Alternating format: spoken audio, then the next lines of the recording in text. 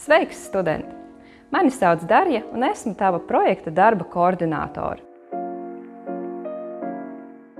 Kas tad ir projekta darbs? Vai esi kādreiz aizdomājies, kā top pētījums vai kursa darbs universitātē vai tas pats bakalaura darbs? Projekta darbs ir tavs pirmais ieskats šādu darbu radīšanā.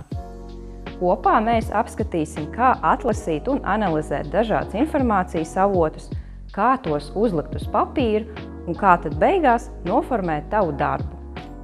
Šī moduļa ietveros atradīs dažādus palīgmateriālus sava darba izstrādes procesā, un kopā ar tevi būs arī tavs padziļinātā priekšmeta pedagogs, pie kura būs izvēlējies rakstīt darbu.